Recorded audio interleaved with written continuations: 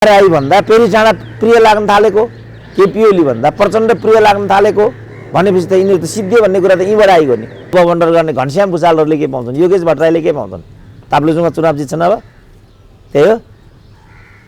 रामकुमारी झाँक्रीले के पाउँछन्, फेरि उनको चाहिँ समानुपातिकमा मनोनयन हुन्छ। रामकुमारीहरूले, योगेशहरूले, घनश्याम त भोलिको सम्भावना हुन् नि। उनकी थिए।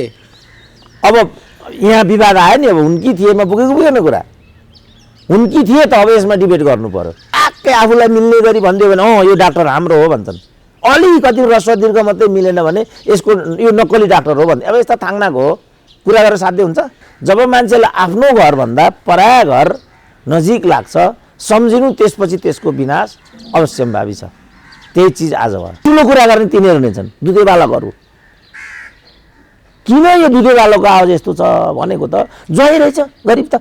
राजनीतिक विश्लेषक प्राध्यापक डाक्टर सुरेन्द्र केसी हामीसँग हुनुहुन्छ। डाक्टर साहब स्वागत छ। ल हस्। भट्टाभट कारवाही खाने क्रम अगाडि बढ्यो। डाक्टर साहबले अन्तिम एकपटक यसो विचार गर्नु है, एकचोटिलाई माफी दिनु भन्नुभएको थियो। त्यो कुरा केपी ओलीले सुनेनन्, टोली अगाडि बढ्यो। के हो डाक्टर साहब अब यो के हुन लाग्यो? मेरो अझै पनि माग छ, उहाँहरूले समायोजन नै गर्नुपर्छ, साथीहरूलाई मिलाएरै लिएर जानुपर्छ, स्टेटमेन्टसिप देखाउनुपर्छ। मेरो चाहिँ अहिले पनि माग यही नै हो। किनभने त्यो पार्टी भनेको चाहिँ त्यसरी नै यहाँसम्म आएको पार्टी हो। यो 2030 को दशकमा मूल प्रभावित एउटा नेकपा समूहको रूपमा यो पार्टी थियो र त्यसरी नै यसको जन्म भएको थियो। विभिन्न घटक र समूहहरूलाई मिलाएर त्यो बेला नेकपा माले बनेको थियो। फलस्वरूप त्यसमा एकपछि अर्को समूह र विद्रोही तबका चाहिँ मूल प्रवाहीकरण हुने प्रक्रिया चाहिँ अगाडि बढ्यो। अब इभन मदन भण्डारीहरू त्यही क्रममा पुष्पलाल समूहबाट आउनुभएको थियो। अब केशव बडालको नाम भाइले पनि सुनेको छ, नेमकिपाबाट आउनुभयो र अरू पनि कयौँ व्यक्तित्वहरू त्यसमा समाहित भए। त्यसरी नै नेकपा माले चाहिँ साबिकमा सुदृढ हुँदै अगाडि बढ्यो। पछिबाट त्यसले मनमोहन समूहसँग चाहिँ एकीकरण गरिसकेपछि नेकपा एमाले बनेको हो। यसको विगत त्यस्तो छ।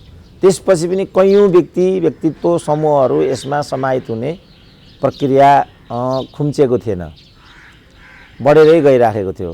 पछिबाट चाहिँ यसमा अवसरवाद हाबी भयो। पद प्रतिष्ठा चाहिँ आकर्षणको विषय बनिसकेपछि कयौँ समूहबाट नेता कार्यकर्ता आएको प्रक्रियालाई कतिले ईर्ष्या र नकारात्मक रूपमा पनि लिए। त्यसरी नकारात्मक रूपमा लिनेमा नेमकिपाका रोहित पनि थिए। किनभने त्यो पार्टीबाट पनि अनेक मान्छे, विनोद विक्रम शाह जस्तो लाग्छ मलाई एउटा दैलेखका, तिनको नाम त म अहिले पनि सम्झिन्छु। अरू पनि कयौँ नेताहरू जो नेमकिपाका चाहिँ उल्लेख्य नेताहरू नै थिए। नेकपा एमालेमा प्रवेश गर्ने प्रक्रिया चाहिँ तीव्र नै थियो। अब बिस्तारै यसमा चाहिँ अवसरवाद हाबी भइसकेपछि र माओवादी जस्तो एउटा विपरीत संस्कारको समूहसँग स्वार्थले गर्दा एकीकृत भइसकेपछि आजको बवण्डर उत्पन्न भएको छ। त्यसकारण नेताहरूले यो वास्तविकतालाई निहाल्नुपर्छ, टटोल्नुपर्छ, बुझ्नुपर्छ र यो आत्मघातको बाटो हुन्छ। यसले कसैलाई पे गर्दैन। एकदम जस्तो डाक्टर साहब सधैँभरि यहाँले भन्ने कुरा चाहिँ परिणाम जहिले पनि गाउनुहुन्छ, परिणामलाई चाहिँ कारणले पुर्याउने हो भन्ने चाहिँ डाक्टर साहबको एउटा फिलोसफी छ। यो घटनालाई हेर्दाखेरि पनि परिणाममा कारवाही देखिन्छ। यसको कारण चाहिँ को हो र कसरी यो ठाउँसम्म पुग्यो भन्ने कुरा पनि एकचोटि स्मरण गर्नु पर्ला कि डाक्टर साहब? होइन, म त्यसमा अहिले पनि अविचलित छु। त्यसमा मेरो विचलन आएको छैन। होइन, प्रचण्ड माधव नेपालहरूको कारणले नै आजको स्थिति आएको छ। केपी ओली जहिले पनि परिणाम हुन्, कारण चाहिँ उनीहरू हुन्। त्यसमा मलाई अहिले पनि भ्रम छैन। तर अब कारणले त परिणामलाई त त्यत्तिकै आमन्त्रण गर्छ नि डाक्टर साहब। खालि यहाँले डाक्टर साहबले यसपटक चाहिँ अलिकति सहानुभूति राखेर होस् अथवा कारवाही नैसम्म चाहिँ नगरे हुन्थ्यो भन्ने एउटा अब डाक्टर साहबको लामो कम्युनिस्ट आन्दोलनको अध्ययन अनुभव विमर्श जे चिजले पनि थियो होला, तर कारणले परिणाम निम्ति आएको भन्ने कुरा मात्रै डाक्टर साहब अहिले पनि स्पष्ट हुनुहुन्छ। मेरो त्यसमा भ्रम छैन। अब यसबाट के हुन्छ त भन्ने कुरा मलाई चाहियो। म कम्युनिस्ट फलानु भन्ने कुरा पनि सम्बन्धित छैन। के सम्बन्धित छ भने यसबाट नेपाली जनताले, नेपाल राष्ट्रले, यो बवण्डर गर्नेहरूले नै पनि पाउँछन् के त? केपी ओलीले पनि पाउँछन् के त? ल मलाई भनिदिउँ त। यसबाट केपी ओलीले पनि के पाउँछन्? केपी ओलीको वरिपरि लागेका मान्छेहरूले नै के पाउँछन्? ल मलाई भनिदिउँ न। ल अर्को एपिसोडमा यो लगत्तै मेरो अर्को च्यानलसँग टक छ, त्यहाँ म त्यसलाई थप चाहिँ डिस्क्रिप्सन गर्छु। के पाउँछन् ल भन्नु त? यो देशले के पाउँछ, माओवादीले के पाउँछन्, एमाले के पाउँछ, केपी ओलीले के पाउँछन्, यो बवन्डर गर्ने घनश्याम भुषालहरूले के पाउँछन्, योगेश भट्टराईले के पाउँछन्? ताप्लेजुङमा चुनाव जित्छन् अब त्यही हो।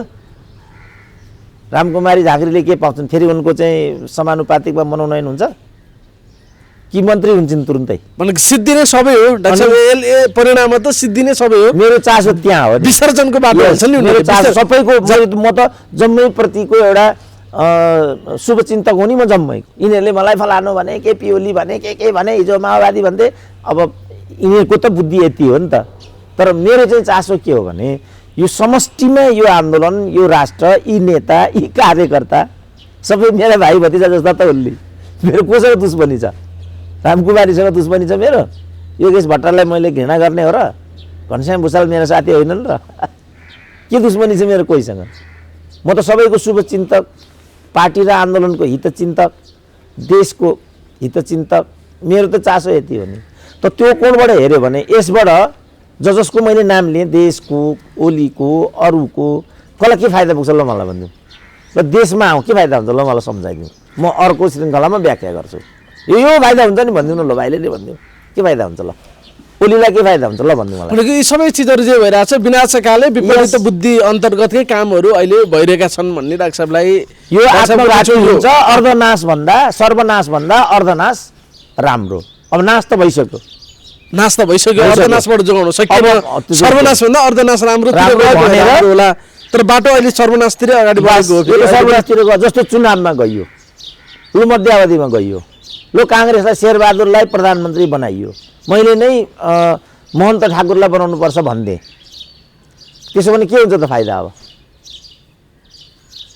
लु महन्त, लु प्रचण्डहरूको माओवादीको हिजो भनिरहेको छ नारायण काजीले, उनीहरूको बटम लाइन भनेको चाहिँ संसदको पूर्ण अवधि, केपी ओली सरकारको बहिर्गमन। यही छ माओवादीको बटम लाइन। ल मलाई भनिदिउँ, नारायण काजीलाई नै यसबाट के फाइदा हुन्छ ल भनिदिउँ? के फाइदा हुन्छ? फेरि निर्वाचित भएर नारायण काजी आउँछन् माथि, त्यो हुन्छ? राष्ट्रिय सभाबाट त्यो पनि गाह्रो छ होइन? हुन्छ नि त त्यसो भने। ल बाबुरामलाई के फाइदा हुन्छ त यसबाट? पूर्ण अवधि यो हाउस चल्यो, के फाइदा हुन्छ त ल यिनीहरूलाई? कसैलाई फाइदा छ यसबाट? कसैलाई पनि फाइदा छैन। त्यस कारण यो बाटो किन जान्छौ मात्रै मेरो चासो हो। अब यिनीहरू चाहिँ ट्याक्कै आफूलाई मिल्ने गरी भनिदियो भने यो डाक्टर हाम्रो हो भन्छन्। अलिकति ह्रस्व दीर्घ मात्रै मिलेन भने यसको यो नक्कली डाक्टर हो भन्दै। अब यस्ता थाङ्नाको हो कुरा गरेर साध्य हुन्छ? यस्ताको कुरा गर्दै हिँड्नु म? अब केपी ओलीको दलाल सुरेन्द्र केसी भन्छन्। अब मैले केपी ओलीको दलाल गर्ने भने यो तरिकाबाट दलाली यसरी हुन्छ? पब्लिकमा आएर दलाली गरिन्छ? भनिहाले रघुपन्तले पिँडुला प्रदर्शन नगरिकन माथि पुगिँदैन। त्यो हो नि दलालीको बाटो त, त्यो हो नि दलालीको पद्धति त। मैले त सबै लुगा लगाएको छु त यहाँ, खोइ पिँडुला पनि देखिँदैन। अनि कसरी म माननीय होला त? यसरी दलाली हुँदैन, यसरी दलाली हुँदो हो।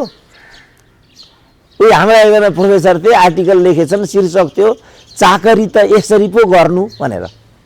चाकरीको पनि विधि हुन्छ, पिँडुला त्यसमा एउटा विधि हो। तर पिँडुला भन्दा पनि माथिको कुरा हो यो। चाकरी त त्यसरी पो हुन्छ त बाबु, यसरी चाकरी हुन्छ। अब डाक्टर साहबले भन्नुभयो यो चाहिँ सर्वनाशतिरकै बाटोमा अगाडि बढिरहेको भनेको। अब एमाले पार्टी सग्लो रहँदैन भन्न सक्ने ठाउँमा आज डाक्टर साहब पुग्नुभयो। अब होइन, त्यो त समानान्तर कमिटी बनिसक्यो, नयाँ घर खोज्न थालिसक्यो माधव कुमार नेपालले। होइन अब ओलीको जस्तोले हुँदैन, हामीलाई अलिकति ठुलो भव्य फराकिलो चाहिन्छ भनिसके माधव नेपाल। अब त्यसमा के बाँकी रहेर? किनभने अब उहाँहरू संसदीय दलमै जान छोडिसक्नु भएको छ। संसदीय दलमा त जान थाल्नु भएको छ होइन? माधव नेपाल त जानु भएन, नेपाल इन्डिभिजुअली जानु भएन, तर माधव नेपालका पनि सबै त जानुभयो। अनि अब त्यस कारणले यो त क्रमशः भनौँ त्यसको पनि एउटा परिणाम आउँछ होला। संसदीय दलमा कहिलेसम्म नजाने त? अब अहिले 4 जनामाथि कारबाही भयो, उनीहरूको संसदीय स्थिति के हुन्छ त? अब यो त चिज त विभाजनतिरै जाने, यो त गन्तव्य हो नि त यो। अथवा लु भएन अरे भौतिक रूपमा, मानसिक रूपमा त उहाँहरू विभाजित भइसक्नुभयो। जब मान्छेलाई आफ्नो घरभन्दा पराया घर प्रिय लाग्न थाल्छ अरे त्यसपछि सम्झिनु त्यसको अवसान सुरु भयो। अहिले त त्यही भइरहेछ। यिनीहरूलाई त धुम्बा राई भन्दा पेरी चाँडा प्रिय लाग्न थालेको, केपी ओली भन्दा प्रचण्ड प्रिय लाग्न थालेको भनेपछि त यिनीहरू त सिद्धि भन्ने कुरा त यहीँबाट आइगयो नि। जब मलाई आफ्नो घर होइन ऊ परको घर राम्रो लाग्न थाल्छ, आफ्नो लोग्ने होइन पराया लोग्ने राम्रो लाग्न थाल्छ, आफ्नो बाबु होइन पराया बाबु राम्रो लाग्न थाल्छ भने त त्यो घर त गयो नि। उहाँले त भन्नुभयो त माधव नेपालले जान मन नहुँदै सर्वोच्च अदालतले मलाई घोक्राएर पठायो। उहाँले प्रयोग गर्नुभएको शब्दै यही हो नि डाक्टर साहब। बस घोक्राएर पठायो भनेको त त्यहाँ जानै मन छैन, बस्नै मन छैन। डाक्टर साहबले भन्नुभयो आफ्नो घरभन्दा पराइको घर प्यारो लाग्ने। होइन, उहाँले अझ त्यहीँ भन्नुभएको थियो नि, मैले जहाँ यहाँ आएँ जे मलाई बोल्दैछु कारबाहीको विषय बन्न सक्छ होला भनेर उहाँले पनि कटाक्ष नै गर्नुभएको छ। त्यहाँको नै कुरा गर्ने हो भने त भनेपछि मानसिक रूपमा त उहाँहरू विभाजित भइसक्नुभयो, भौतिक रूपमा मात्रै उहाँहरू अविभाजित हुनुहुन्छ।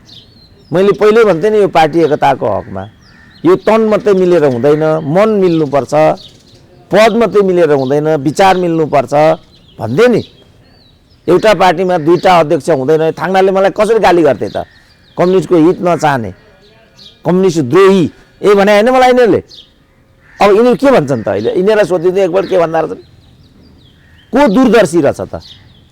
को केपी ओलीको दलाल रहेछ त? देखियो नि यहाँ।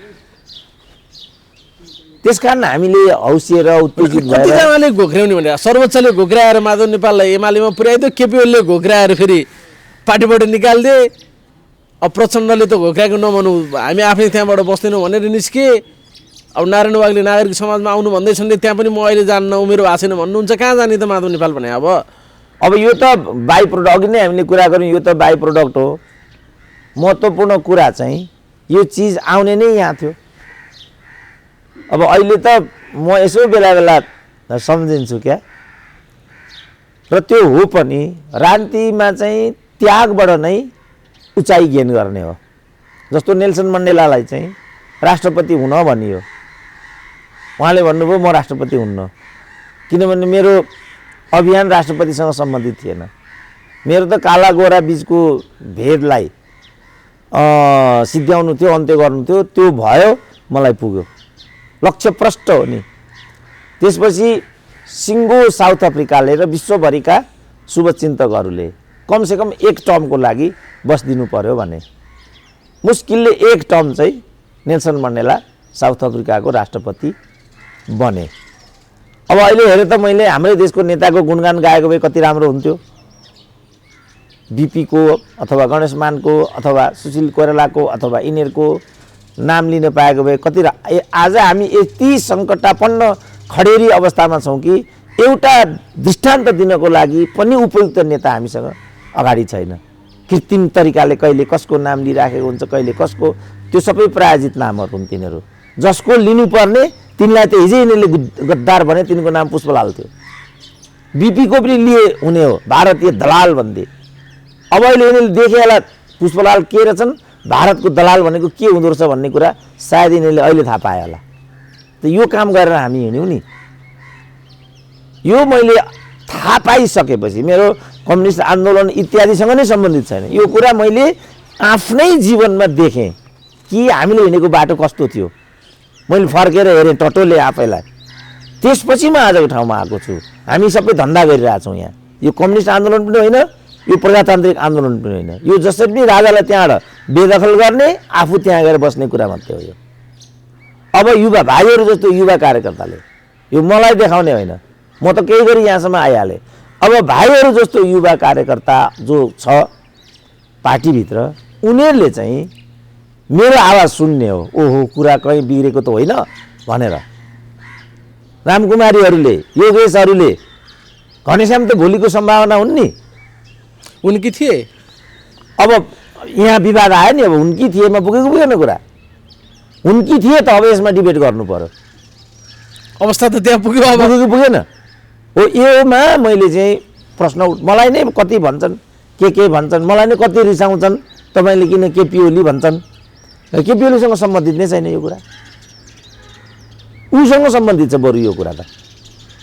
खालि केपी ओली त डाक्टर साहबले भन्नुभयो परिणाम मात्रै हो, कारण यिनीहरू हुन्, कारणले परिणामलाई स्वतः आमन्त्रण गर्छ। बस अहिले भइरहेको त त्यसको होइन, केपीको त प्रश्न थियो नि त, तपाईँहरूलाई चाँडो हुनु छ भने मङ्सिरमा महाधिवेशन गर, होइन भने चैतसम्म पर्ख, त्यसपछि तिमीहरू अगाडि बढ, म यो टर्मलाई प्रधानमन्त्री बस्छु, अनि मलाई केही पनि लिनु दिनु छैन। योभन्दा क्लियर अफ माइन्ड नेपाली नेतामा कहाँ हुन्छ? बरु अहिले कसले यहाँ त होइन, के अरे यहाँ त होइन, यहाँ त नेतै छैन, यिनीहरू सबै कारिन्दा हुन्। ऊ बिहारको नीतिश कुमारले उनले के भने म यो एक टर्म मात्रै बिहारको मुख्यमन्त्री बस्छु, क्लियर छ नि।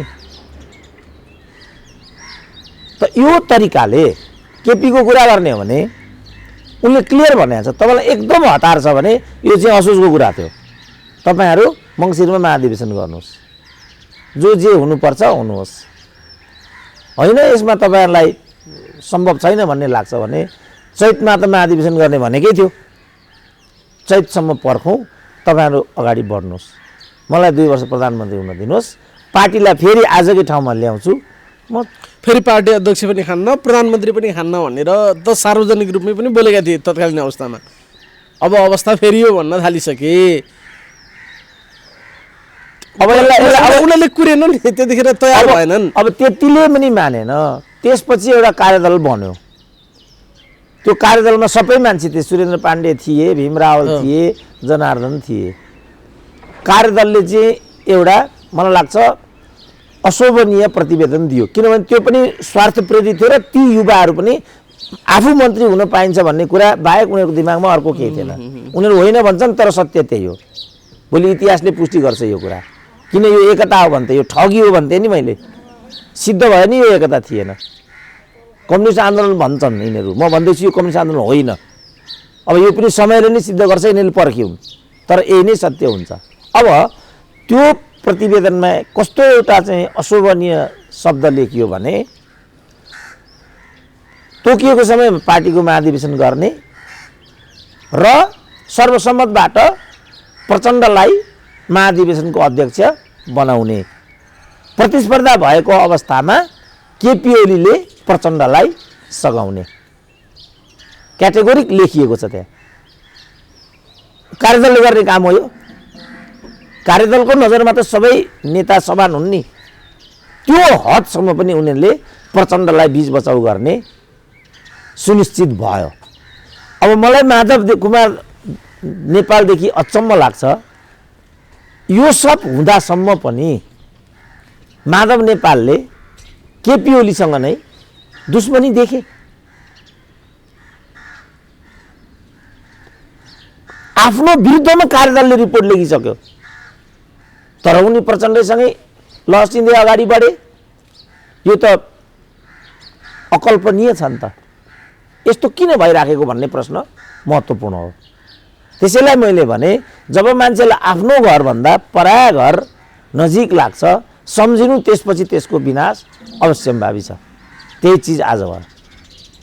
अब यो त माधव नेपालको त विरुद्धमा देखियो कुरा, त यो सत्यसँग सम्बन्धित छैन। कहाँ के छ, खालि डाक्टर साहबले त यसको डेस्टिनेसन कहाँ हो त्यसलाई मात्र बताउनु। यो त त्यो कुरा यिनीहरूले भनेको, म त माधव नेपाललाई सबैभन्दा बढी निकटबाट सम्मान गर्नेमा पर्छु नेपालमा, मेरो त पोजिसन फेरि त्यो हो।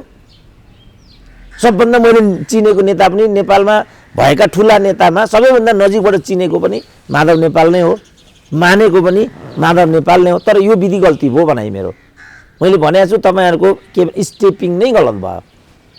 के को लागि तपाईँहरूले यो गर्नुभएको त्यो नै भ्रामक भयो कि प्रश्न भन्नुहोस्, हामीलाई अरू मतलब छैन, पावर चाहियो कि यो भन्नुहोस्, त्यसपछि हामी कस्तो धारणा बनाउने अब बनाउँछौँ। माधव नेपालहरू हिँडेको बाटो नै गलत थियो भन्ने कुरा होइन, स्टेपिङ जस्तो भनौँ न, यो 5 प्रमुख आयुक्तहरूले जुन स्टेटमेन्ट निकाले उनीहरू त्यो निकाल्न लायक छैनन् म भन्थे। अब अहिले सिद्ध के भयो भने तीमध्ये एक अयोधी प्रसाद यादवले एउटा साक्षात्कारमा के भने अरे भने, ऋषि कटेलजी मबाट गल्ती भयो, मलाई यस्तो काम गर्न लगाइयो, क्षमा दिनुहोस् भने अरे। अयोधीले त्यो भने अरे, सायद त्यो अब प्रसारण भइसक्यो त्यो। अब हेर त ल, देशको संवैधानिक निकायको प्रमुख भएको व्यक्ति यस्तो भनेर हिँड्छ। मैले हिजो कसरी उनले दर्ता गराएको थिए त्यो पनि ऋषि कटेलले हामीसँग भनिसके सबै छरपष्टि पारिसके। बस त यो अब को हुन् त ती अयोधी प्रसाद यादव? कसले लगेर त्यहाँ राख्यो? लगेर राख्यो। के गरेका छ उनले? यही चिज अब अहिले सुशीलाले के भनिन् भनेदेखि ल्यागत नभएका मान्छेहरू न्यायाधीश हुनु नै न्यायालय बर्बाद हुने कारण हो। कसले लगेर राखेको त ल्यागत नभएकाले त्यहाँ न्यायाधीश?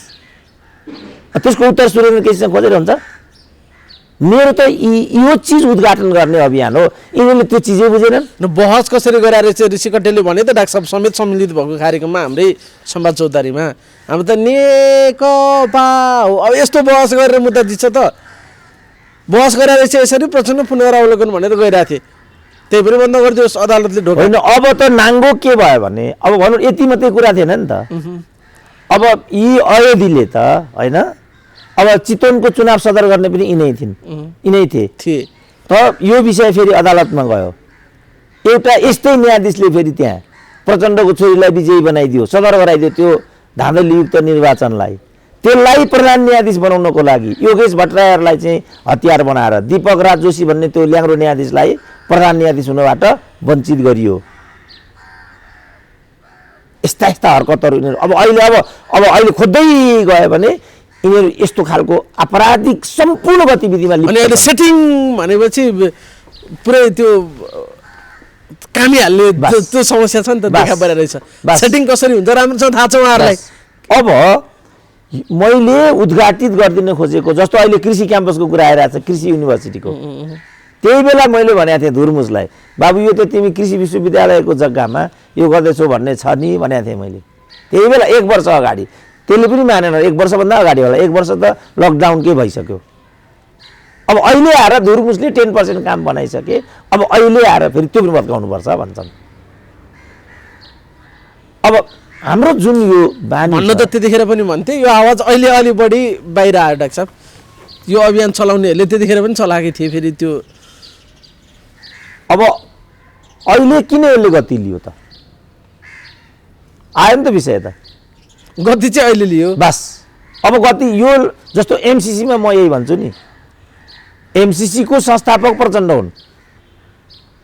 त्यति बेला प्रधानमन्त्री बाबुराम थिए, अर्थमन्त्री वर्षमान थिए।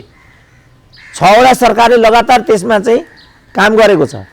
एउटा सरकारको डिपिएम भीम रावल छन्। अब अहिले भीम रावल र लीलामणिहरू सबभन्दा ठुलो एमसिसी विरोधी छन्। यिनीहरूलाई यो थाहा छ कि थाहा छैन कि अर्थ मन्त्रालयभित्र एमसिसी को अलग विभाग छ? थाहा छ कि थाहा छैन उनीहरूलाई यो कुरा? आम मान्छेलाई यो तेरो मेरो बोल्ने जुन बजारुहरू छन् उनीहरूले यो कुरा सुनेको छ कि छैन? भीम रावलको सन्दर्भमा त एमसिसी सम्बन्धी नै एउटा फाइल उनले लगेर क्याबिनेटबाट पास गराएको भन्ने कुरा पनि बाहिर आइसक्यो नि डाक्टर साहब। यो थाहा छ कि थाहा छैन उनीहरूलाई? रक्षा मन्त्री उनी हुँदाखेरिकै बेलामा यस उनकै हातले लगेर फाइल पास गराएको त आइसक्यो त बाहिर त्यो कुरा। अब लु त्यो कुरा मात्रै बाहिर आइसक्यो। प्रचण्डले त देन एन्ड देयर एमसिसी विरोधी नारा रोके कि रोकेनन्? देखेको होला नि त, अगाडि देखियो नि त। यो त आइसक्यो मात्रै भयो, यो त देखियो नि। अब यो कुरा सक्कलियो कि नक्कलियो त? यो कम्युनिस्ट विरोधसँग सम्बन्धित छ। यो ढाँटेको कुरा काटे मिल्दैन भने जस्तो जो त देखा पर्यो। त्यसकारण जुन यो हाम्रो अभ्यास छ राजनीतिमा, समस्याको जड यहाँ हो। र यस्तो किसिमको कमी कमजोरी किन हुन्छ भन्दा सबै मान्छे स्वार्थसँग सम्बन्धित छन्, कोही पनि देश जनता क्रान्तिसँग सम्बन्धित छैन। मैले भन्न खोजेको विषय चाहिँ यति मात्रै हो। डाक्टर साहबले पहिले भन्नुभएको थियो प्रचण्डको त्यो दृश्य आउनुभन्दा अगाडि नै प्रचण्ड हो है एमसिसी को मुख्य व्यक्ति नै यहाँ ल्याउने सुरु गराउने प्रचण्ड हो भन्दाखेरि मान्छेलाई अलि अनुमान लाग्थ्यो। प्रचण्डले त्यसलाई प्र्याक्टिकल गरेर देखाइदिइहाले। सुरेन्द्र केसीले भने सही हो भन्ने देखायो। अझ म एउटा सर्त भनिदिन्छु, यी लालबुजकडहरूले सुनुन् त्यो कुरा पनि। यिनीहरूले झोला बोकेर हिँड्ने होइन, यिनीहरूले जीवन बर्बाद हुँदैछ यिनीहरूको। अझ एउटा कुरा म भन्दैछु एमसिसी को सन्दर्भमा, त्यहाँ एउटा शर्त यस्तो छ, म अक्षर चाहिँ पढेर सुनाउँछु। र एमसिसी परियोजनालाई नेपाल सरकारले 2/3 पारित नगर्दासम्मको सम्पूर्ण लागत खर्च नेपाल सरकारले बिहोर्नेछ भन्ने छ त्यहाँ। र त्यसमा अहिले 1.25 अरब जति खर्च भइसक्यो। त्यो नेपाल सरकार गरिरहेछ। यस, त्यसमा काम गर्ने जुन एमडी हुन्छ यसको कार्यालय याके नीतिमा छ। मलाई लाग्छ त्यसको तलब मासिक 10 लाख होला, जुन चाहिँ राष्ट्रपतिको भन्दा 20 डबल बढी भयो, 10 डबल बढी भयो भनौँ न। राष्ट्रपतिको 2 लाख होला ल, अनि यो फुचेको 5 लाख 10 लाख किन यिनीको एउटा ज्वाइँ होला त्यहाँ पक्कै कि पुरुलाई देखाएर भइन्छ कि अब भर्खरै पनि हाम्रो विष्णु पौडेलको ज्वाइँ कहाँ हो एउटा भयो भनेर आयो नि त कुरा ज्वाइँभन्दा अरूले त टाउको गर्नु पाउँदैनन् त्यस कारण मैले भने यो छोड न भनेको मैले आफू उन्न पाएर भन्थे डेमोक्रेसीमा त वरियता हुनुपर्छ योग्यता क्रम हुनुपर्छ डेमोक्रेसीमा होइन भने हामीले डेमोक्रेसी किन ल्याएको जनयुद्ध किन लडेको त प्रचण्डका मात्रै 12 जना परिवारहरू त राजकीय सुविधा खान्छन् यहाँ 12 जना वर्षमान पुनका 9 जना मलाई लाग्छ यो केपीको वरिपरि घुम्ने माधव नेपालको वरिपरि घुम्ने भाइको उमेरका जुन दुधे बालकहरू सल्लाहकार इत्यादि भएर बसेका छन् ती सबै नातेदार हुन् त्यहाँभन्दा बाहिर जाँदैन गेरो मलाई त लाग्दैन ठुल्ठुलो कुरा गर्ने तिनीहरू नै छन् दुधे बालकहरू किन यो दुधे बालकको आवाज यस्तो छ भनेको त ज्वाइँ रहेछ गरिब त ज्वाइँ भएको आधारमा अवसर लिने दिने हो कि पीडाको आधारमा लिने दिने बेलामा मौनता सान्ने अनि दिइसकेपछि अनि तेरो पिँडुला तेरो साडी भन्दै हिँड्ने हो त्यो पदको गरिमा हुँदैन विद्या तेरो सिन्दुर खोइ केपी ओली तेरो पोइ के भने हो त्यस्तो त्यो कम्युनिस्ट पार्टीमा लाग्ने नारा हो त्यो त्यस्तो नारा त्यतिखेर त चुपचुप भनेनन् फेरि खैर हजुर त्यतिखेर त चुपचुप भनेनन् प्रचण्डले खै त एमसीसी मुर्दाबाद भन्दा चुपचुप भने त्यसो भन्दा चुपचुप भनेनन् हैन भनेपछि यिनीहरू को रहेछन् भन्ने कुरा त प्रश्न देखियो नि त अनि यो के राजदूतसँग सम्बन्धित हो यो त हामीले विकृति विसङ्गति आजको लागि होइन नि त भोलिको लागि जस्तो हामीले त पुष्पलाललाई गद्दार भन्यौँ काङ्ग्रेसलाई दलाल भन्यौँ बिपीलाई के थोक भनेनौँ यो जुन अहिले विद्या भण्डारीमाथि लागेको नारा हो यो त त्यही बेला शैलजालाई जोडेर बिपी माथि भन्थ्यौँ नि हामी नै भन्थ्यौँ बिपी चोर देश छोड भन्ने त हामी नै थियौँ नि त त्यो गल्ती भएछ हाम्रो यहाँ हो नि त वार्न गर्ने कुरा त अब अहिले त्यो कुरा धमाधम चाहिँ पुनरावृत्त भएर यो त यस्तो हुन्छ नि त ती इतिहास दोहोरिन्छ भनेको यही हो एकचोटि आतङ्क अर्कोचोटि प्रहर्षण भन्थे नि त्यो यही चिज भइरहेछ इतिहास दुधिरहेछ अब माधव नेपालले के गर्छन् त डाक्टर साहब अब कारबाही त 6 महिनालाई भेटिसके त्यो पुनरावलोकन हुने अवस्था पनि छैन केपीले भनेका छन् सुध्रेर आयो भने विचार गर्न सकिन्छ समय अवधि भनेका छन् सुध्रिने छाँटकाट केपी ओलीले चाहे जस्तो सुध्रिने छाँटकाट उनीहरूले देखाएको छैनन् समानान्तर कमिटी उल्टै अब एकदम उहाँहरूको आक्रोश उग्रता अगाडि बढिरहेछ अब के हुन्छ डाक्टर साहब त्यसो भए अब के गर्छन् सामान्य छ म उल्लेख गरौँला के गर्नुपर्छमा म फोकस दिन्छु के गर्छन् त उनीहरू समानान्तरको बाटो जान्छन् र अन्तत पार्टी छुट्टिन्छ यही नै हुन्छ तर मेरो चाहिँ के गर्नु उचित हुन्छमा ध्यान केन्द्रित हुन्छ म चाहिँ के सुझाव दिन्छु भने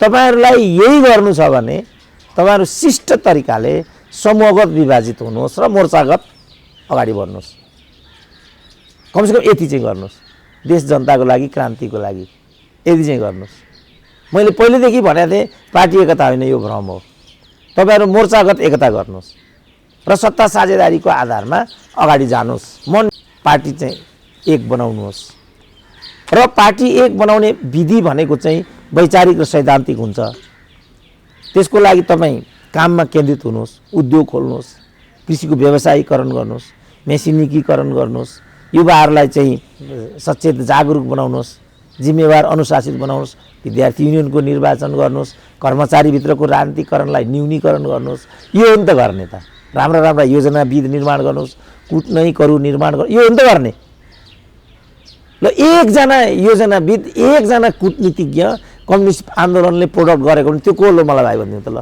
प्लिज भनिदिउँ त राजाले जसरी हर्क गुरुङ पैदा गरे मनमान सैजु पैदा गरे यदुनाथ खनाल पैदा गरे भेगबहादुर थापालाई अमेरिकाबाट ल्याए लैनसिंह बाङदेलाई युकेबाट ल्याए धनेन्द्र बहादुर सिंहलाई बम्बेबाट ल्याए अमर गुरुङलाई अरुणा लामालाई दार्जिलिङबाट ल्याए यिनीहरूले के गरे ल मलाई एक दुई भाइ आऊ ल सिन्सियरली सोधेको भनिदिउँ त मलाई त्यसमा ल्याकिङ छ हैन डाक्टर साहब जस्तो अब यसमा जाँदाखेरि चाहिँ माधव नेपालहरूलाई पार्टी विभाजन गर्नलाई संवैधानिक रूपमा अप्ठ्यारो छ संसदीय दलमा 40% केन्द्रीय कमिटीमा पनि 40% हुँदा संसदमा पुग्दैन भनेपछि नयाँ पार्टी निर्माण गर्ने त्यसो हुँदाखेरि के त डाक्टर साहब उहाँहरूले गर्दा हैन त्यो त सामान्य कुरा भयो उहाँहरू चाहिँ समानान्तरको प्रक्रियामा अगाडि जानुहुन्छ ठाउँ ठाउँमा वारदात आपस्तको बिचमा कठालो तानातान हुन्छ। अनि समानान्तर गतिविधि अब नगर्न त चेतावनी दिइसक्यो त प्रदीप कुमारले, यो चल्दैन नेकपा एमालेमा भनेर।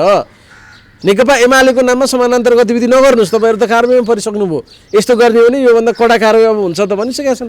बुझेँ त, सम्पूर्ण कुरा हुन्छ, योभन्दा कडा कारबाही पनि हुन्छ होइन योभन्दा कडा कारबाही हुन बाँकी नै केही छैन। 6 महिनालाई निलम्बन भयो, यस्तै हरकत भयो भने बिचैमा थप कारबाही पनि गर्न तिनीहरूको जवाबले पढाएको छैन त्यो। त्यही त, दुईटै अप्सन छ त्यहाँ, सुध्रेर आए त्यसलाई समय घटाउन पनि सकिन्छ, अझै यस्तै गऱ्यो भने कडा कारबाही पनि हुन्छ। त यताकाले पनि हामी चुप छैनौँ, हामी नै एमाले हौँ, हामी यसलाई लिएर अगाडि जान्छौँ, यताकाले पनि भनिसके।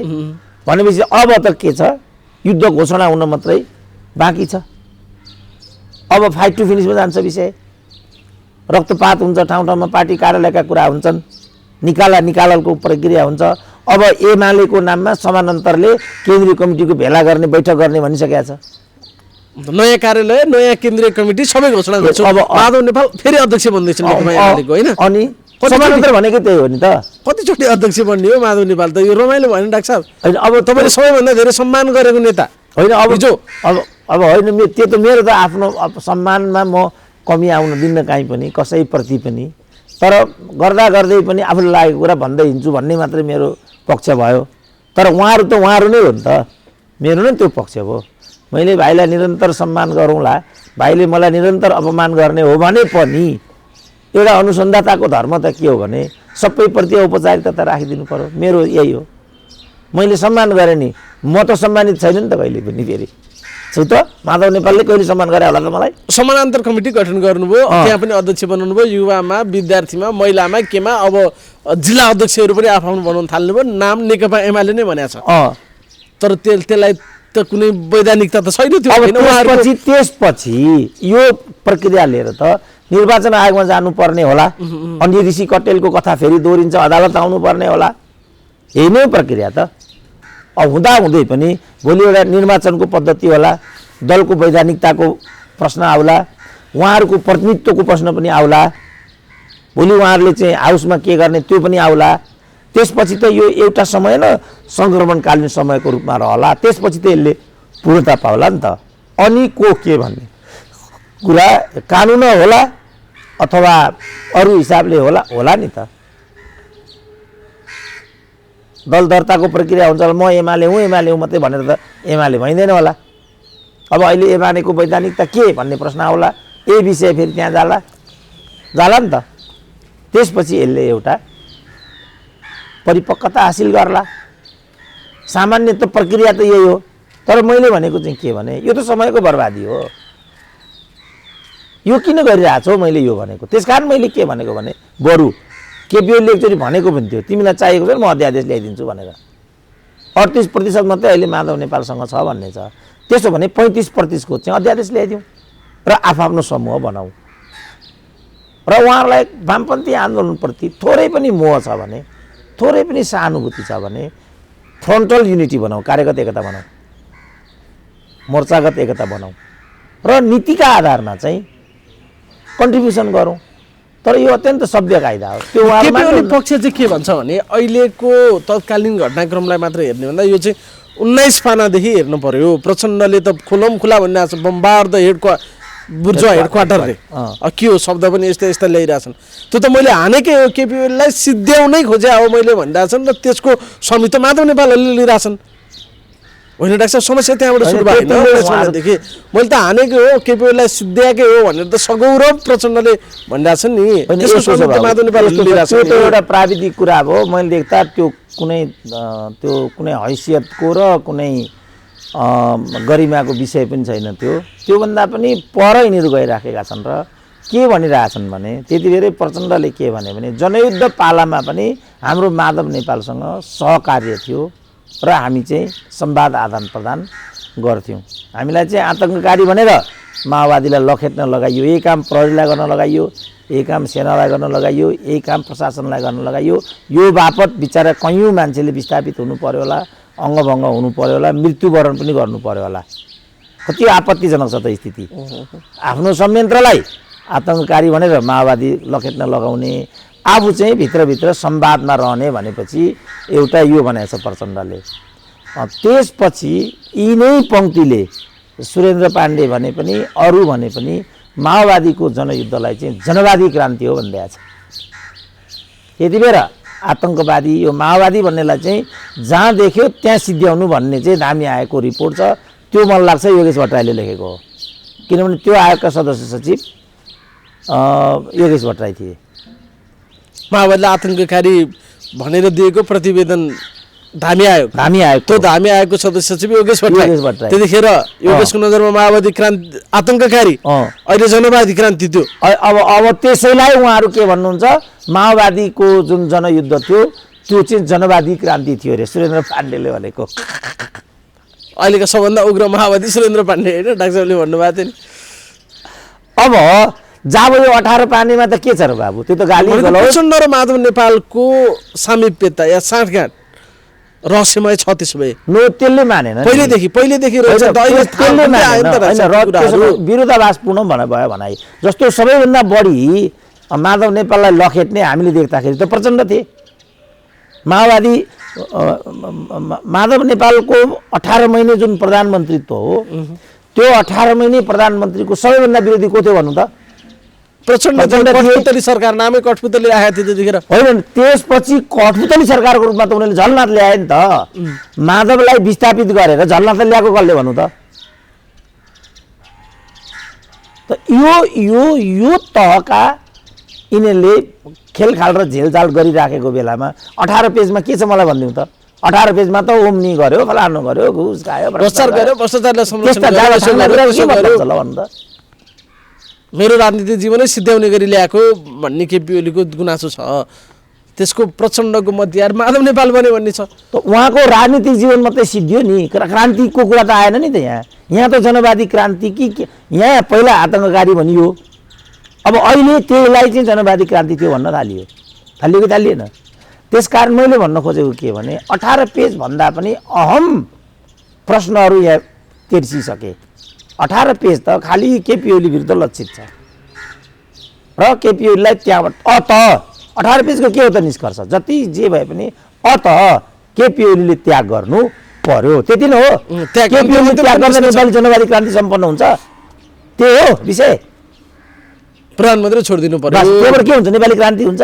केपी ओलीले, मैले त अझ भनेको थिएँ, तपाईँहरू ग्यारेन्टी गर्नुहोस् नेपाली क्रान्ति हुन्छ, त्यसपछि केपी ओलीलाई राजीनामा गराउने ग्यारेन्टी मेरो। ल हुन्छ क्रान्ति, सर्वहाराको अधिनायकत्व त कायम हुन्छ, त्यसपछि केपी ओलीलाई राजीनामा गराउने ग्यारेन्टी मेरो क्या अहिले पनि। यस्तो जब नेपालको प्रधानमन्त्री छोड्न कुनै पनि नेतालाई के छ र भने यसमा? ल म राजीनामा गराइदिन्छु केपी ओलीको, क्रान्ति हुन्छ त्यसो भने? होइन, यो पदको कुरा हो, उहाँहरू मान्नुहुन्न।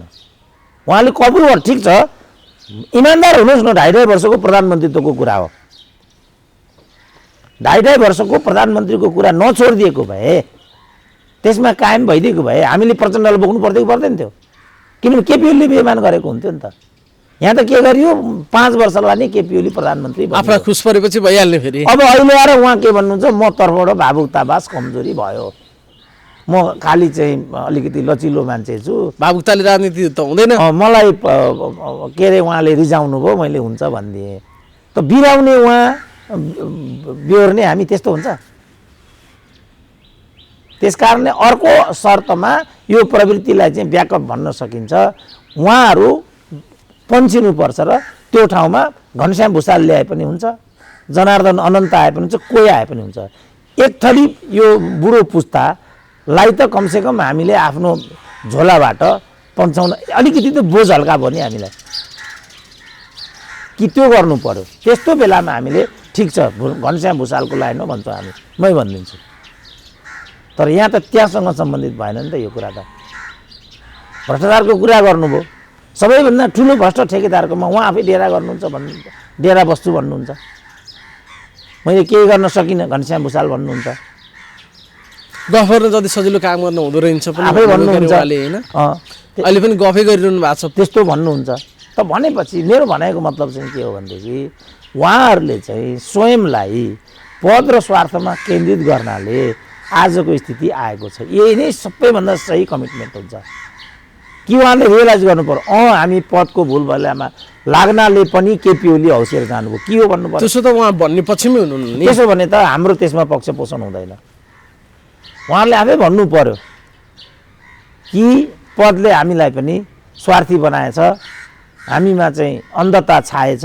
अहिले उहाँ केपी ओलीको यो सबको लागि विश्वभरिका मान्छेसँग म माफी माग्छु भन्दै हुनुहुन्छ। उहाँले त्यो होइन, उहाँले त्यो हामीले चाहिँ पदको लागि जहाँ आफूलाई चाहिँ मिसलिड हुन दियौँ त्यसपछि आजको दिन आएको रहेछ भन्ने कुरा रियलाइज भयो। अब यो गल्ती हामी गर्ने छैनौँ यो भन्नुभयो भने फेरि सधैँ आफ्नै भाइ छोरा हुन् साथी। अहिले पनि मैले गल्ती गरेको कारणले माफी माग्छु त भन्नुभएको छैन। केपी ओलीले गल्ती गरे माफी माग्छु भन्दै हुनुहुन्छ। आयो विषय त यो होइन, यो फेरि अझ गल्ती बढाउँदै जाने कुरा हो। भनिएकै छ नि एउटा गल्तीले अर्को गल्ती जन्माउँछ। थप गल्ती गल्ती गल्ती गल्ती गर्दै उहाँहरू अगाडि बढ्नु भएको छैन। अब यो त 5 वर्ष जान आँट्यो। उहाँहरूका गल्तीहरूले त यो भएको छ नि। उहाँहरूले भन्नुपर्ने के भने हामी त यो कमिटमेन्ट गरेर आएका थियौँ, तर त्यो कमिटमेन्टबाट हामी दूर भइसक्यौँ। अब जनसमक्ष कसरी जाने हाम्रो अगाडि नैतिक प्रश्न उत्पन्न भयो। यो प्रश्न त्यहाँ उठाउनु पर्ने नि, उहाँले त्यो कुरा गर्नुभएको छैन। गर्दा गर्दै हेर्दा हेर्दै भाउजू यस्ती भइन् भन्ने एउटा उखान छ नि, हेर्दा हेर्दै 3 वर्ष गइसक्यो। अब बाँकी रह्यो 2 वर्ष। अब पार्टीभित्रको किचौलोले, पार्टी एक रह्यो भने पनि पार्टीभित्रको किचौलोले गर्दाखेरि हामीले काम गर्न पाएनौँ। बाहेक उनीहरूसँग बाँकी छ भन्नलाई केही पनि शब्द बाँकी छैन।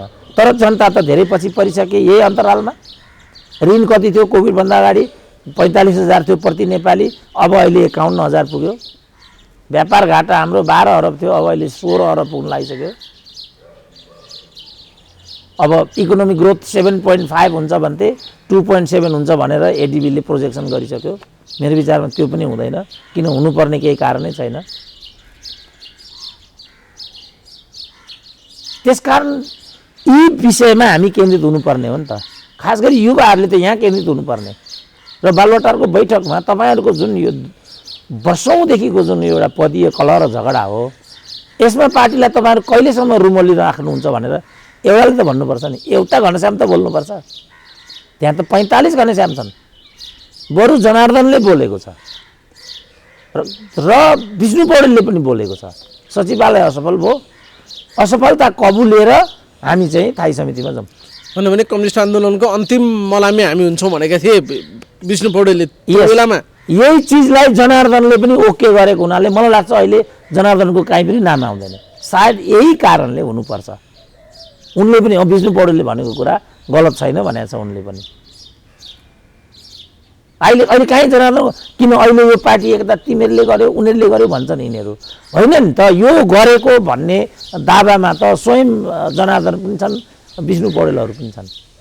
हाम्रो निरन्तरको प्रयास पछाडि यो भएको भनिरहेछ। उनले विचारले मात्रै गरेकै होइन नि। यो पङ्क्तिले तयार पारेको विषय हो। यो ठुला नेताहरूले त त्यसमा सहमति दिएर अगाडि बढेको मात्रै कुरा हो। प्रश्न आयो उहाँहरूले किन यो गर्नुभएको थियो, किन उहाँहरूले यो चिज गर्नुभयो र अहिले किन तोड्दै हुनुहुन्छ? प्रश्न पार्नु पर्यो नि। किन यो एकता गरेको थियो ल भनिदिउँ त। आजै दिनको लागि किन यहाँहरू तोड्दै हुनुहुन्छ? नेपालको कम्युनिस्ट आन्दोलन सिध्याउनको लागि? लु चुनावी ठाउँमा आऊ। यो बाटोबाट कुनैले चुनाव जित्छ त? यो बाटोबाट त 2/3 आएको थियो नि त। अबको बाटोबाट के हुन्छ त? फेरि 2/3 आउँछ। अनि तलको पङ्क्ति के हेरेर बसेको छ? अनि हामीले चाहिँ पदको लागि गरेको यो कुरा केपीओलीको दलाली हो यो हामीले चाहिँ। अनि यिनीहरूले चाहिँ यो जुठेहरूले चाहिँ के गरे हो त त्यसो भने? जुठो खानलाई? सभ्य मान्छेले अर्काको जुठो खाने हो? जुठो खाने चाहिँ बेइमान कि क्या हो भाइ यो जुठो खाएर बसेका छौ भन्ने चाहिँ बेइमान? को चाहिँ बेइमान? प्रश्न हुनु पऱ्यो नि। किता यो किता काटको समय हो। च्याप्टर अब पूर्ण रूपमा क्लोज भयो। हिजोको सर्वोच्चको निशान नदिएसँगै अब फेरि पुनरावलोकन भनेर प्रचण्ड गएको त्यो बाटो पनि बन्द। सबै ढोकाहरू बन्द बन्द बन्द हुँदै गयो जस्तो देखिन्छ। त्यस्तै हो डाक्टर साहब? होइन, अब त्यो त अब सामान्य सल्लाह दियो किन गए 23 गते फैसला भएको आजसम्म के हेरेर बसे? जाउँ कि नजाउँ, जाउँ कि नजाउँ भयो कि फेरि जाउँ जाउँ भनेर कसले भन्यो? किन गए? फेरि गएर पनि पछारिए नै कि अलि कसो कसो भइरहेछ कि डाक्टर साहब? यस्तो नि उहाँहरूले चाहिँ जुन हाउस पुनर्स्थापित भयो त्यसपछि यो होला भन्ने उहाँहरूसँग अनुमान थिएन। त्यो त उहाँले भन्नुभयो रिल्याक्स गरेर बस्यौँ हामी, रिल्याक्समा गयो भन्नुभयो। अनुमान थिएन र उहाँले कस्ता मान्छे अगाडि बढाएको भन्ने कुरा अयोध्याले आफै कमिट गरिहाले। तर एकजना अयोध्या मात्रै यस्ताहरू पनि बुझ्नुपर्ने कुरा यो छ, 1000 जना अयोध्या होला नि यहाँ, सबले यही काम गरेको हुनुपर्छ मेरो विचारमा। सुशीलाले त भनिसकिन् अयोग्य न्यायाधीशहरूकै कारणले न्यायालय मर्यो भनेर भनिसकिन्, उनलाई त थाहा छ नि त। रात बिरात चाहिँ वर्षमान पुन दबाब दिन पुग्थे अरे सुशीला कार्कीको घरमा, त्यही बेला भनेको छ उनले न्यायाधीशको लिस्ट लिएर। यो गलत बाटो थियो। संसदीय प्रणाली भनेको योग्यता क्रममा चल्ने प्रणाली हो। यहाँ नैतिकता र आचार संहिताको उल्लेख्य स्थान हुन्छ, त्यो निर्वाह गर्न सकिँदैन भने यो सिस्टमले काम गर्दैन। उहाँहरू अहिले जहाँ जे पुग्दै हुनुहुन्छ यो सिस्टममा प्रयुक्त हुनुहुन्न भन्ने कुराको द्योतक थियो। यो सिस्टममा खेल्ने खेलाडीले यो सिस्टमको आचार विधिलाई मान्नुपर्छ, यति हो कुरा।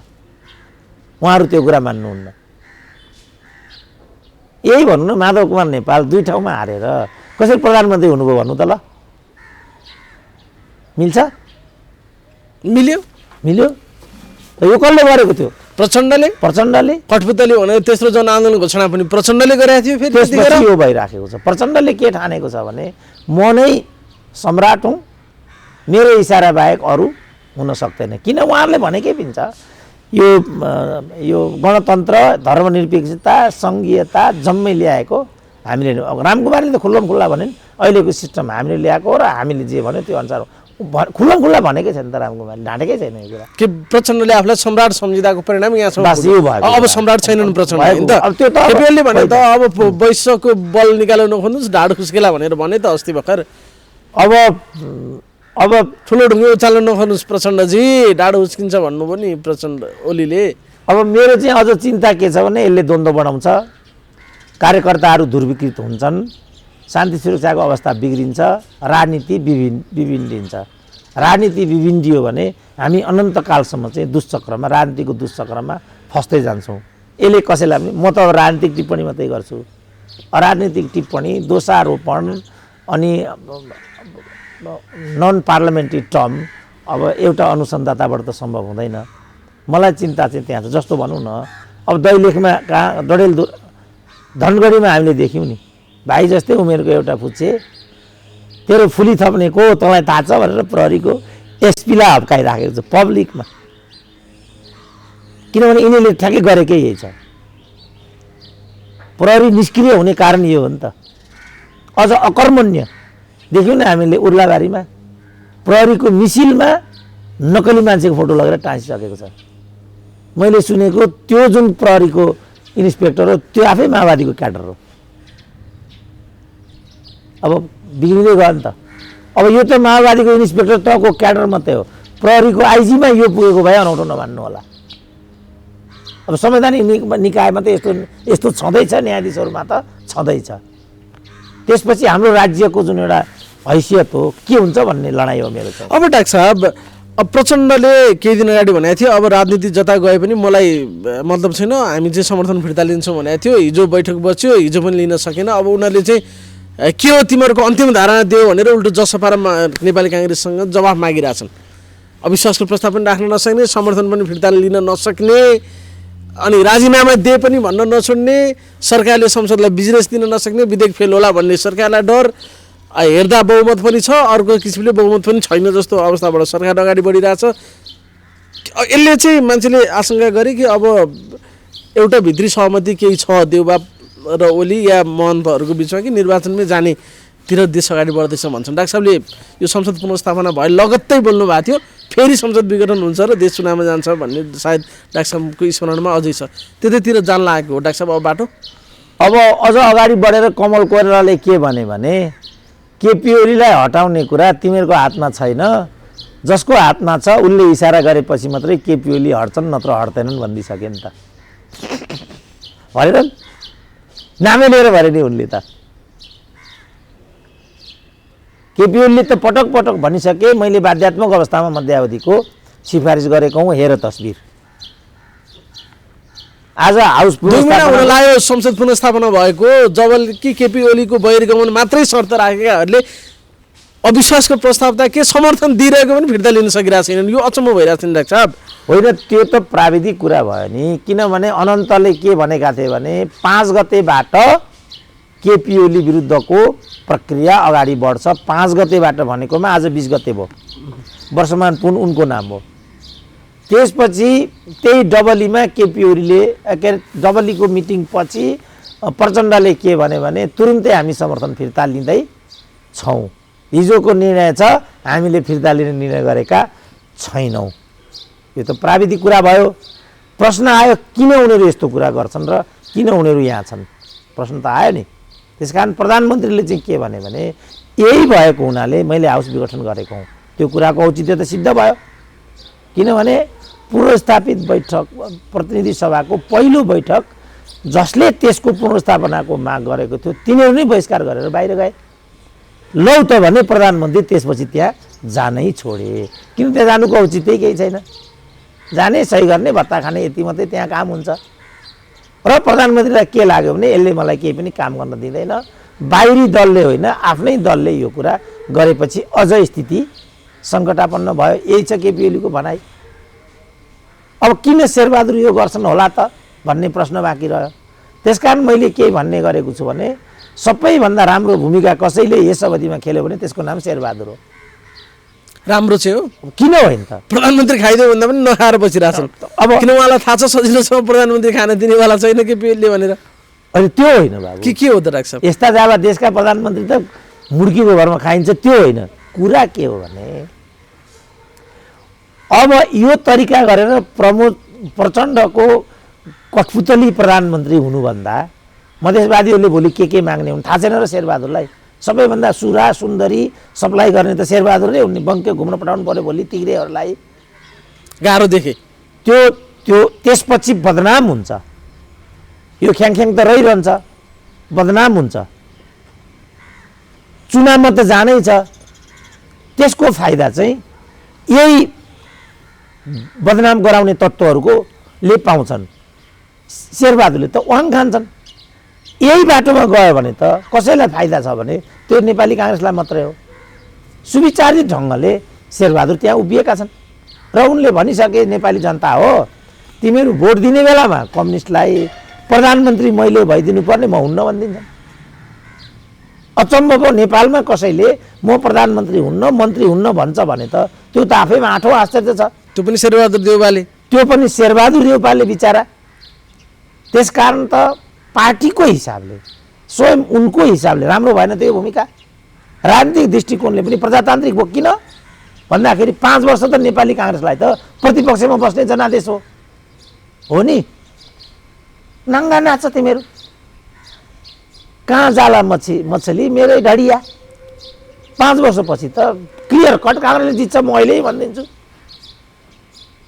यही कुरा मैले हिजो केपी ओलीको हकमा भन्दा केपी ओलीको दलाल भन्दा यही थाङ्नाहरू। अनि अब त्यति सजिलै केपी ओलीलाई प्रतिपक्षमा राखेर प्रचण्डले चाहेको कम्फर्टेबल सरकार बन्ला जस्तो स्थिति करिब छैन।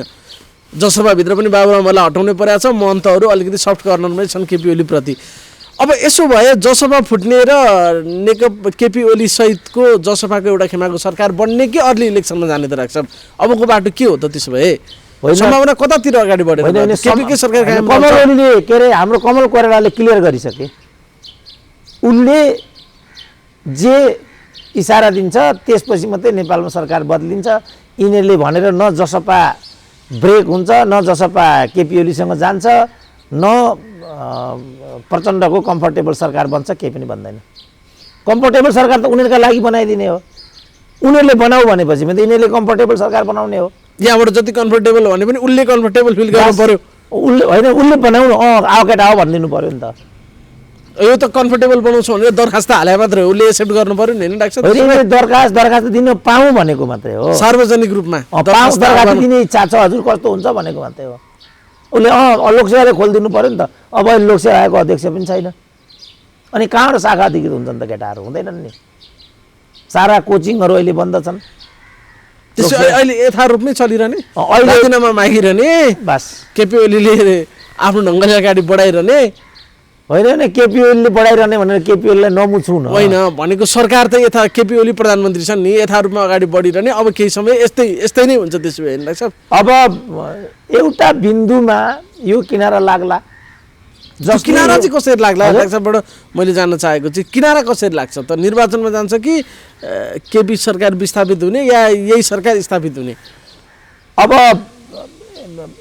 यही हिसाबले त यही प्रक्रिया जान्छ अलिक दिन जस्तो अब हाउसमा केपी ओली एक दिन पनि गएनन् मानौ अग्नि सापकोटा के गरेर बस्ने त्यहाँ गएर हजुर आइदिनु पर्यो भन्न त अस्ति गए भन्ने त सुन्यो यो चाहिँ राजनीतिक रूपमा के हो भनेदेखि व्यवस्थापिका कार्यपालिका र न्यायपालिका बिचको द्वन्द्वको कुरा पनि हो यो राजनीतिक रूपमा त त्यो चिज हो नि त यो किनभने न्यायपालिका एउटा पार्टीको छ व्यवस्थापिका अर्को पार्टीको छ कार्यपालिका अर्को पार्टीको छ यो राजनीतिक रूपमा त स्थिति यो हो स्थिति यो हुनुको संवैधानिक व्यवस्था नचल्ने तर्फको बाटो हो यो किनभने यो त एक ठाउँमा हुनु पर्यो नि त मिनिमम रूपमा 3टा निकायको त एकैतिर मुख फर्किनु पर्यो नि अब एकैतिर अहिले मुख फर्किराखेको छैन संसदको मुख एकातिर फर्केको छ संसदको पनि एउटा हाउसको मुख एकातिर छ त्यो त ठिकै थियो वैकल्पिक सरकार बनाउनु पर्ने शक्तिहरूको 3टा शक्तिको 3 मुख फर्केर केपीओलीलाई हाइसन्चो भएको छ नि अहिले होइन केपी ओलीको नामै नलिउने यहाँ यो केपी ओलीले उत्पन्न गरेको स्थिति होइन नि त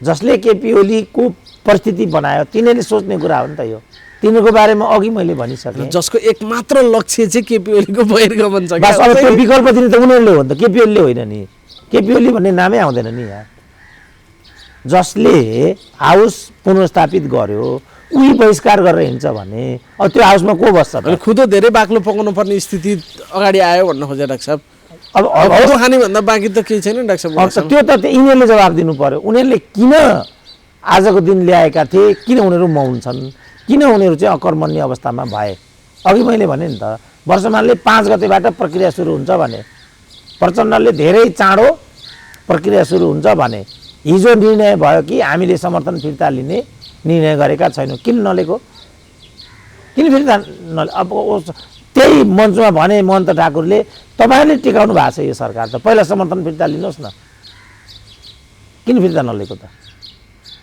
के कारण छ त फिर्ता नलिने कमल कोइरालाले त्यही कारण भनेको कुरा मैले यहाँ मिलेको देख्छु उनले समर्थन फिर्ता गर भनेपछि मात्रै यिनीहरूले फिर्ता लिन्छन् प्रचण्डले भने त समर्थन फिर्ता नगर्नलाई मलाई ममाथि ठुलो दबाब छ भनेर छन् त सार्वजनिक रूपमै तर म खुलाउँदिनँ कसले हो भनेर भनेका छन् प्रचण्डले अनि त्यसो भने महन्त ठाकुरतिर किन आँखा लगाएको त उनले महन्तले ठिकै भनेको रहेछ नि त तपाईँहरूले पो सरकार टिकाउनु भएको छ हामीलाई किन भन्नुहुन्छ भनेको छ महन्तले यही भने होइन त